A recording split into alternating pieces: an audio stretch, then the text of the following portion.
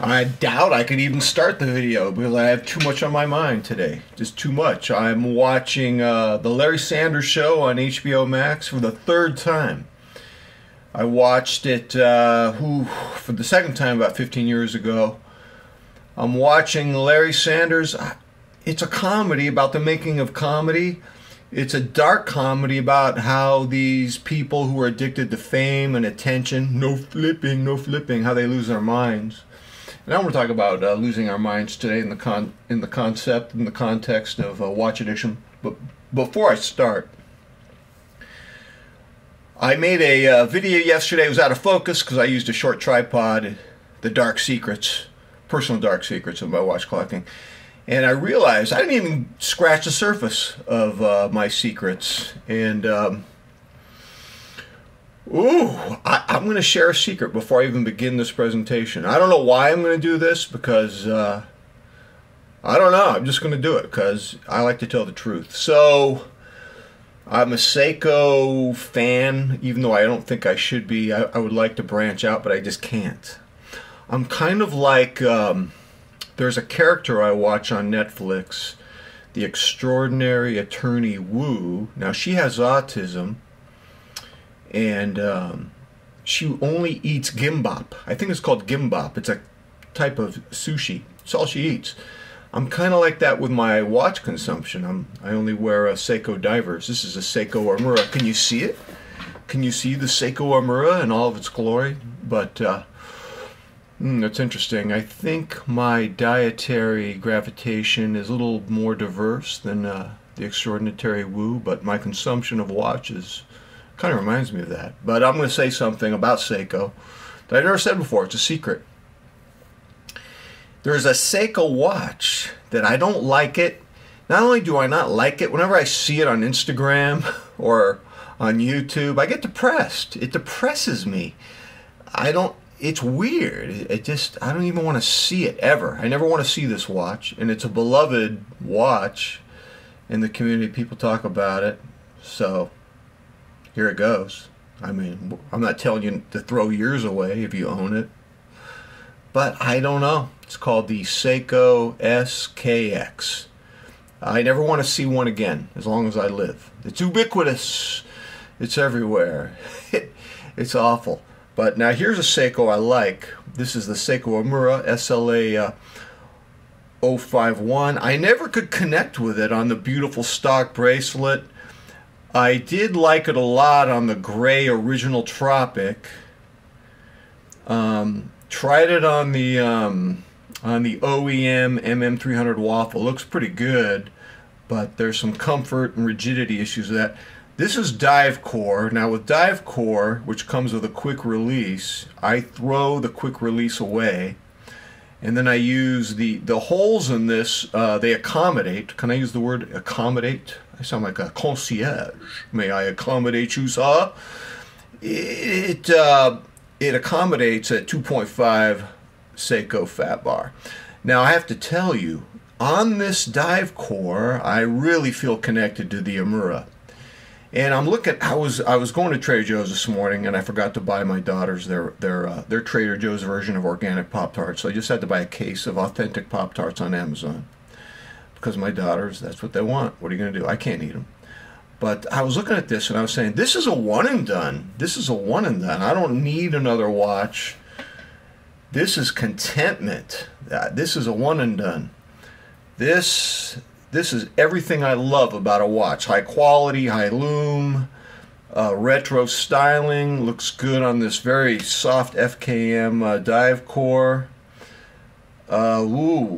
It's a one and done. I mean, contentment. What is contentment for us as watch hobbyists? Well, contentment is good. I mean, it is the mother of rest and relaxation.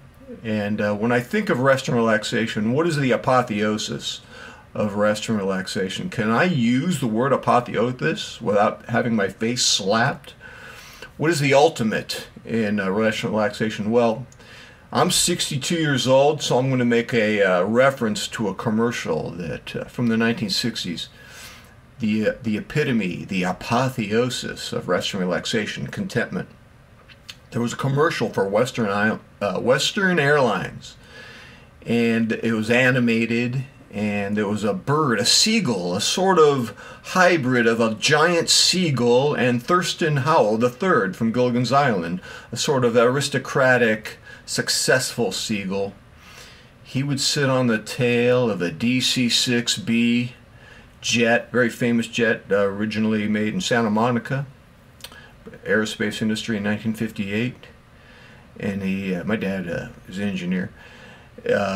And he would say, Western Airlines, the only way to fly. And I just loved it. I mean, as a little kid, I'm watching that. I want to be Wally Bird. And Wally Bird, he's drinking champagne, he's eating food, he's got a big, beautiful pillow against the tail of the DC-6B. Man, I want to be that dude. The only way to fly. But, you know, you guys can get a watch like this, whatever the equivalent is. I don't know what it is. Maybe you want to get a Panerai or an Omega or something like this, or a Grand Seiko. And you can be content, and that's fine. But contentment's not forever. It's not an absolute.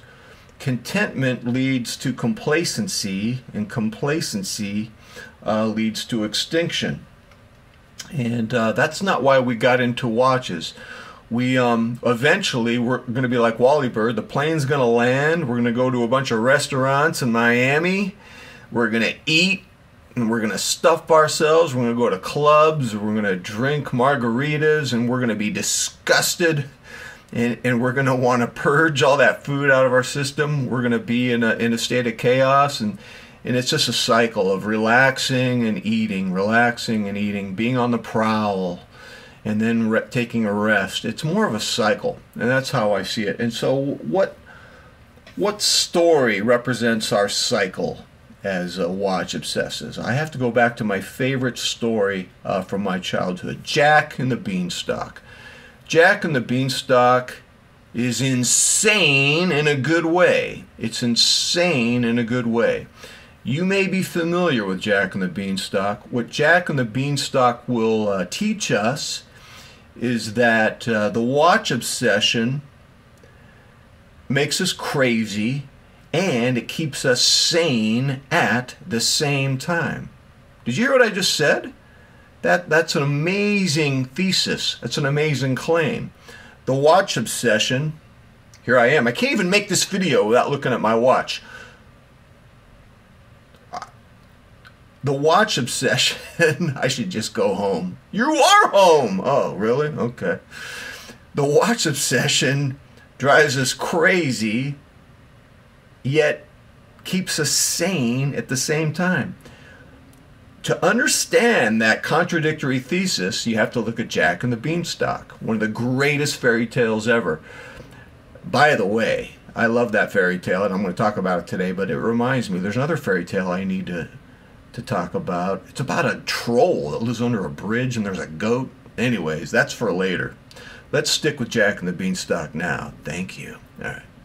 So in Jack and the Beanstalk, what happens is Jack is us. We're just living our life, doing the mundane things, you know, doing our chores, doing our errands, and the beginning of the story, Jack has an errand to do for his poor mom. Sell the cow. Oh, I gotta sell a cow? Yeah, we need money. Just like, you know, a lot of us need money. We gotta do errands. We gotta do some work. So he's just, minding his own business. I'm gonna go sell a cow. When he meets a chaos agent, an agent of disruption, a butcher.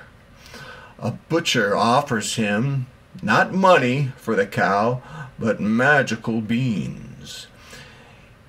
All of us have a chaos agent that we meet. The Liver King is a chaos agent. He said, give me your money, and I'll give you the secrets of ancestral living. You can be a natural like me. Oh, you're taking $120,000 of performance-enhancing drugs a year? Sounds very ancestral. He was a chaos agent. Babe Ruth was a chaos agent. Who is this guy? Guy can hit home runs and he can pitch a fastball? Wow, I think we got a guy like that now playing on the Dodgers. Chaos agent. So in the realm of watches, I was just minding my own business in 2005. I went with my wife, Carrie, to a watch store at the Del Amo Mall. She just needed a battery change for her quartz watch. And I was walking out. We were all done with our business, paid the dude. And as we were walking out, in the corner of my eye, there was a Citizen Echozilla. I didn't even know what it was called. I didn't even know what it was. I didn't even know it was a Citizen. I didn't know anything. I didn't know it was a diver watch. I just saw this bezel out of the corner of my eye. And I slowed down, and my wife said, "Come on, let's go. We got things to do." And I walked out of the store, and my wife was like 10 feet ahead of me, and I ran back into the store and took another look at it, just to get it frozen in my memory. And then like the next day I bought it on Amazon for $205. Somehow I just didn't even know what it was called. Oh yeah, that was the watch I saw when I was at the watch store. And then that was very disruptive, and I wore that watch every day for a couple of years. And then I had a really dark period in my life. I don't want to talk about it. The secrets of Jeff McMahon. I went into this dark watch collecting phase, the worst of my life, where I bought TV brands. And but then a chaos agent brought me out of chaos. Sometimes a more muscular chaos agent will outmuscle a smaller chaos agent. So the TV brands were these little weak, measly chaos agents. And what happened was, I don't remember how this happened, but I got hold of a first-generation Seiko Monster, and that had a huge disruption effect. I mean, I went to bed with it. I slept with it. I mean, dude, the secrets of Jeff McMahon's watch collecting, sleeping with watches, part 4. So I had the Seiko. I should have just stopped there, but you know how that goes. But Jack and the Beanstalk's all about chaos. I remember, what was my first chaos agent as a kid? Ooh, Barbara Eden from My Dream of Jeannie. She used to visit me in my dreams for like 2 years. Then one night she said, "You're a little old for this. It's going to stop." "No, come back, Barbara." So that was rough. So in Jack and the Beanstalk, we have the agent of disruption, and you guys probably have a story. You saw a watch, someone gave you a watch, you stumbled upon a watch, and then maybe you were complacent in your watch habits, and then some new watch shook you out of it. Some chaos agent. Now, in the world of literature, what you'll find is that there's always a conflict between Dionysian chaos and Apollonian order. The god Apollo is the god of order. And as watch hobbyists, watch enthusiasts, we're always in conflict between our Dionysian agent of chaos and our Apollonian order for order. You know how we are with our watch boxes. This order, this sequence, this watch rotation, everything must be perfect according to the god Apollo. So anyways, in Jack and the Beanstalk, there is a chaos agent, and what happens is he gets these magical beans, and they grow a beanstalk. Well, so that's a metaphor. The beanstalk is the creative imagination, the brain stock, if you will, that grows inside our heads, and it just drives us nuts. It drives us insane. It's a world of madness, the world of the imagination. You know, watches would not be alluring if they were not, if they didn't ignite something in our imagination. It's not just a literal timepiece, obviously. It's something that goes inside of us and makes us crazy. But here's the thing. Here's the contradiction. You need to live in this beanstalk world in your head, because too much of the banal, mundane outside world, it's just stressful and it's just mundane and banal. You need the color and the vibrancy of the beanstalk world. You do. You just need it. And then if you're a normal human being, you learn, you're probably not conscious of this, but you learn to navigate. You go into the beanstalk world, and you go into the real world of errands and selling cows, and then when you want, you go back. It's like me watching Ripley or watching Larry Sanders or looking at my favorite watches, but then I gotta go shopping for my family. I gotta do the dishes. I've got to go to the Goodwill because we have an accumulation of things in the garage. You got to navigate. It's about balance. And so what happens is Jack climbs up the beanstalk, and there's a giant. The giant is us. It's our inner demon. And it's the demon of gluttony and rapacity and avariciousness. Ooh, yeah, I like those words. Ooh. You know how avaricious and gluttonous this giant is? Read the story carefully. He's eating elephant steaks. And while he's eating elephant steaks, he's so greedy, he smells Jack. I smell the blood of an Englishman. So he's not only eating elephant steaks, which are huge, but he's even enticed by new hungers as he smells Jack. And there's a lesson there. When you feed the demon, it gets hungrier. And I've talked to watch addicts.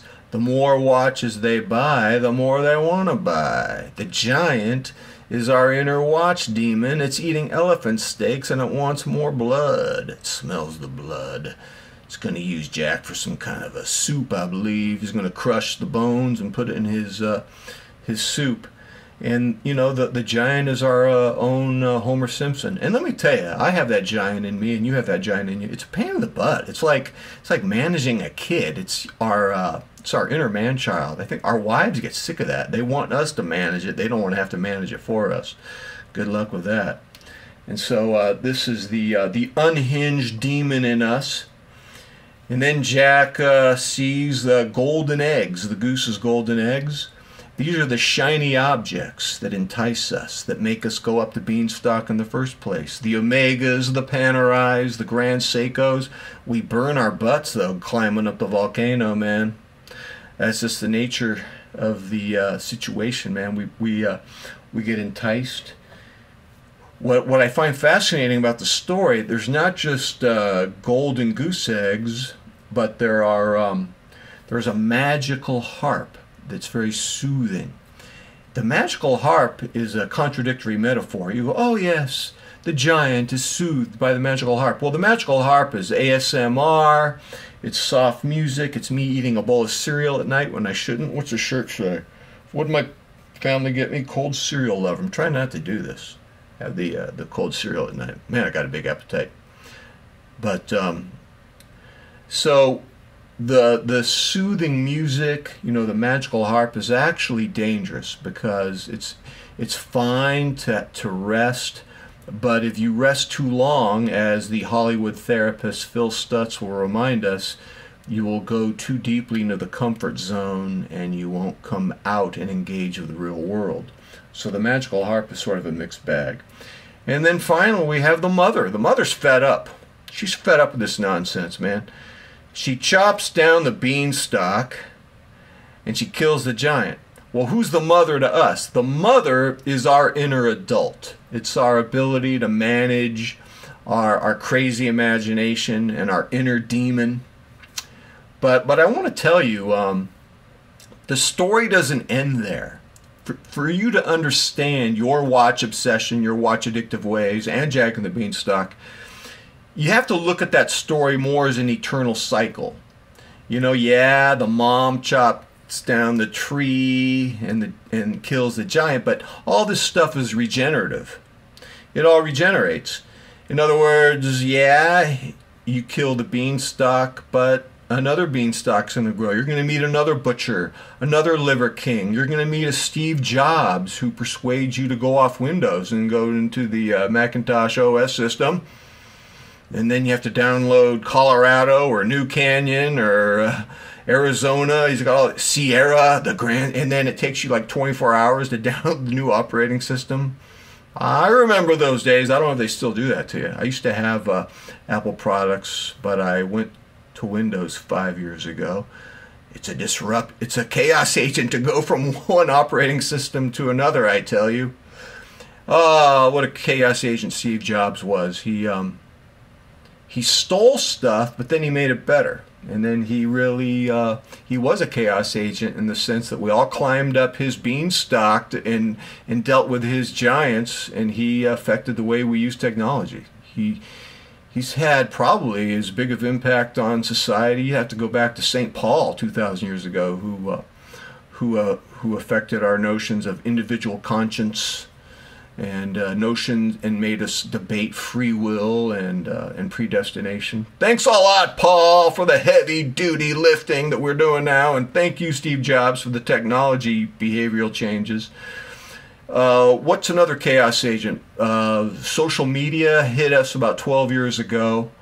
And my country, I don't know about your country, but your country too, my country's in a state of chaos. We all live in our different social media bubbles. And I love this channel. I love this channel because it brings us together. We're not really into polarization. I mean, I don't care if you like Rolex or Omega or I don't know, whatever brand it is. I'm not here to be dogmatic. I'm not a doctrinaire watch dude. I like these social media platforms that bring us together. What's interesting about the chaos agent of social media is that some of the really smart tech guys are telling us to delete our social media accounts, including a very famous writer, Jaron Lanier. He has a book that I used to teach my students, 10 Reasons to Delete Your Social Media Accounts Right Now. And here's what I tell my students. Too late, too late. The toothpaste is out of the tube. The chaos agent, you know, the miasma of smoke and steam, it's already out there. You can't get it back in, man. All you can do, this is a learning curve, man. Hopefully we'll survive this chaos of social media, but this is part of our evolution. You know, when the printing press was developed in the 16th century, there were religious wars. Hundreds of thousands of people died.